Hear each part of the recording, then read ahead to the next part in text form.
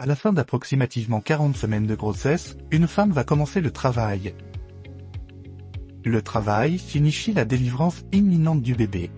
Afin de soulager la gêne de l'accouchement, de nombreuses femmes vont choisir de subir une intervention appelée péridurale pour endormir les parties inférieures du corps. Avant cette intervention, la femme va recevoir par intraveineuse des liquides permettant de maintenir la pression sanguine. Un moniteur fœtal est également placé sur l'abdomen de la femme afin de surveiller le rythme cardiaque du bébé. On demande ensuite à la femme de se coucher sur le côté gauche et de ramener ses genoux vers l'abdomen. Toutefois, cette intervention est parfois réalisée avec la femme assise avec le dos arrondi.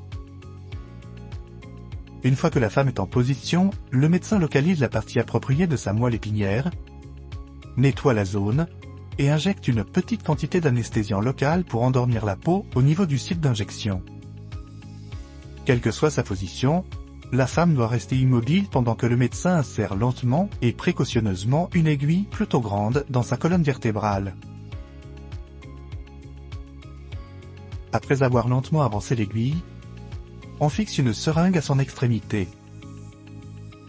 Pour que l'intervention soit réussie, il faut que la pointe de l'aiguille soit placée dans un espace se trouvant immédiatement à l'extérieur de la membrane entourant les nerfs rachidiens. Cette membrane s'appelle la durmère et c'est pourquoi l'intervention s'appelle une péridurale, et l'espace s'appelle l'espace péridural.